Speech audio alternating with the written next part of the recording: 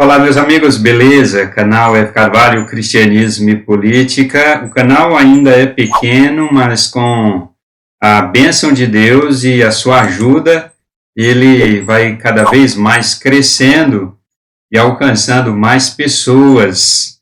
O anticristo atrás das cortinas, é sobre isto que eu vou tratar aqui neste vídeo, trazer aqui uma palavra abençoada para você.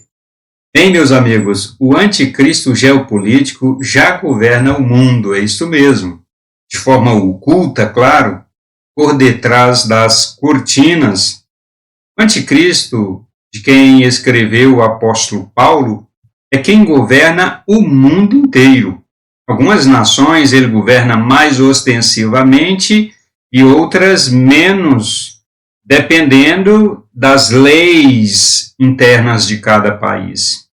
O apóstolo Paulo escreveu em sua segunda carta aos Tessalonicenses, no capítulo 2, versos 3 e 8, que o anticristo será revelado.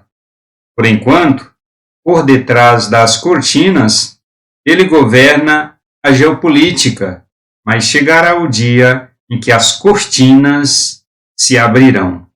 No verso 2, Paulo escreveu: seja revelado o homem da iniquidade, e no verso 8 escreveu: será revelado o iníquo.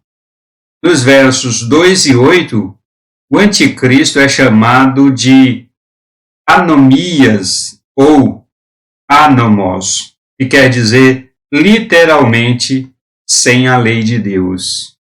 Nos versos 6 e 7, o anticristo é impedido de mostrar a cara. Paulo chama de atekon, a força que pressiona de tal maneira que ele não aparece publicamente. E ainda impede as cortinas de se abrirem e o anticristo de governar publicamente. O apóstolo Paulo escreveu esta segunda carta à igreja de Tessalônica, aos irmãos, à comunidade da cidade de Tessalônica, quando estava em Corinto, a porta de entrada da Ásia Menor, hoje a Turquia, para a Europa.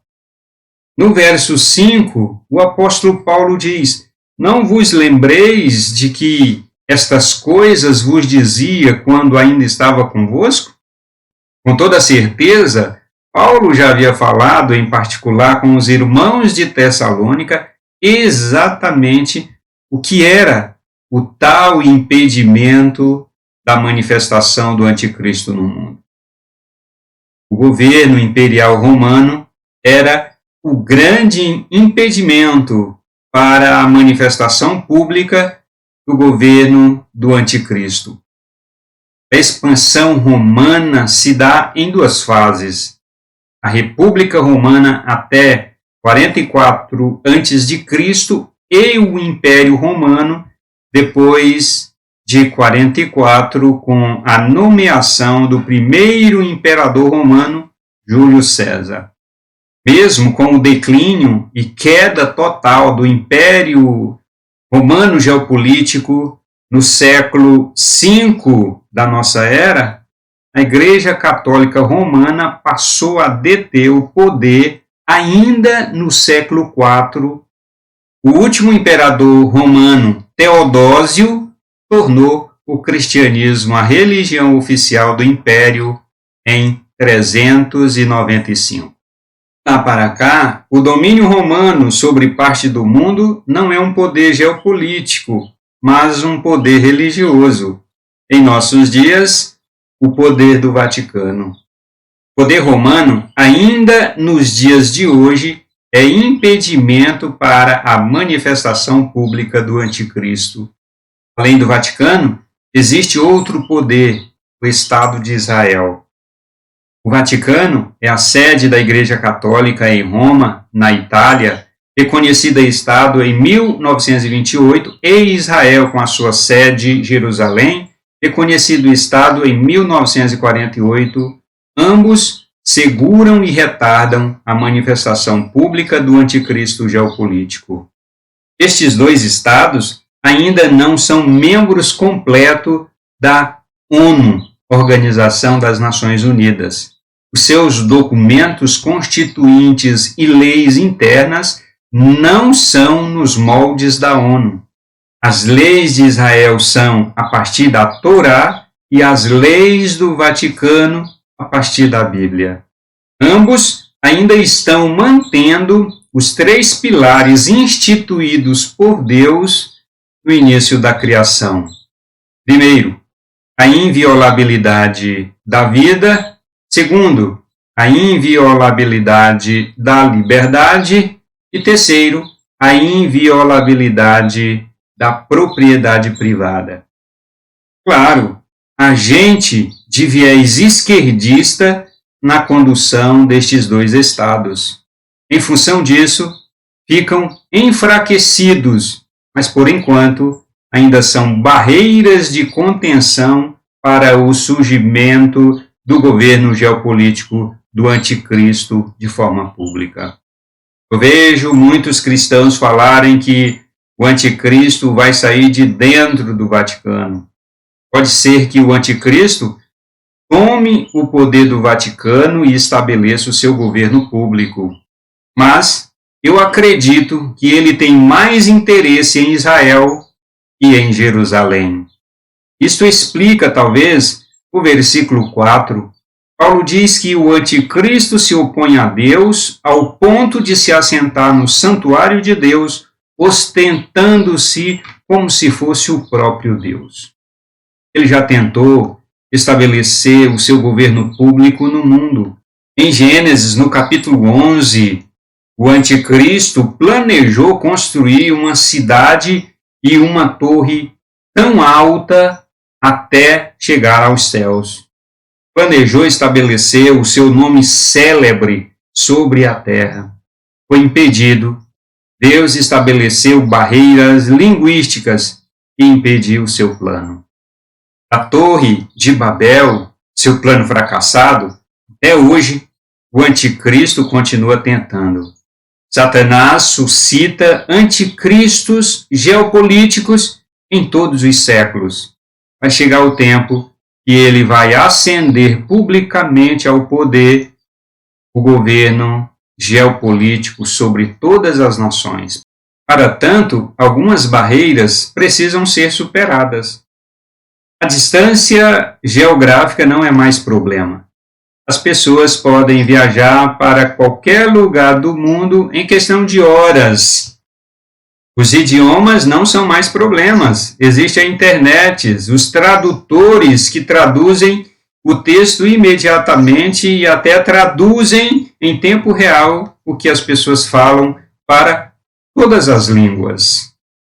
As leis de cada nação não são mais problemas. O anticristo não respeita as leis das nações. Ele estabelece as suas próprias leis.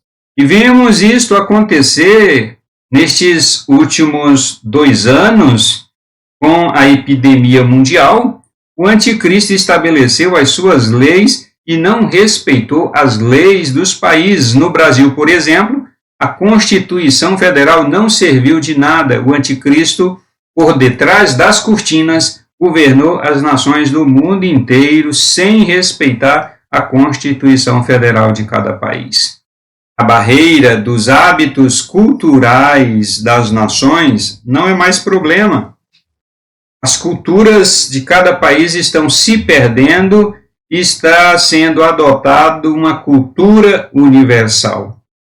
E, finalmente, a religião cristã, o cristianismo, já não é mais uma grande barreira. Algumas pessoas perguntam se o anticristo é uma pessoa. A verdade é que o anticristo pode ser uma pessoa ou um colegiado. No versículo 6, o apóstolo Paulo dará a entender que é um colegiado ao usar o artigo acusativo neutro ó. E no verso 7, ele escreve o artigo nominativo masculino ró, dando a entender que se trata de uma pessoa. Paulo diz que logo que o anticristo aparecer publicamente, o nosso Senhor Jesus Cristo vai voltar. Não sabemos quando e quanto tempo o anticristo geopolítico vai governar o mundo de forma pública, mas sabemos que a sua manifestação pública é o sinal da volta de Jesus Cristo. Na primeira carta de Paulo a Timóteo, no capítulo 6, versos 14 e 15, Paulo nos ensina a sermos irrepreensíveis em guardar o mandamento imaculado de Deus até a volta de nosso Senhor Jesus Cristo, soberano, Rei dos reis e Senhor dos senhores. Jesus Cristo veio ao mundo como um servo sofredor para realizar a obra soteriológica do Pai para salvar o povo de Deus. Ele voltará para estabelecer a nova terra como Rei acima de todos os reis e Senhor acima de todos os senhores. Eu aguardo com esperança e alegria o tempo que todas estas coisas vão acontecer. O tempo que Jesus Cristo será governo geopolítico e meu governante. Até lá, não aceitarei o governo do anticristo sobre mim e sobre a minha família. Vou morrer lutando contra o poder governamental do anticristo sobre mim. Vou resistir até mesmo se isso custar a minha vida. Eu sei que se eu perder a minha vida neste mundo por rejeitar o poder do anticristo, Jesus Cristo vai me devolver. Eu creio que esta palavra é muito importante para os cristãos. Então, ajude a espalhar. Deus abençoe você, que Deus abençoe a sua família. Valeu! E a gente se encontra no próximo vídeo.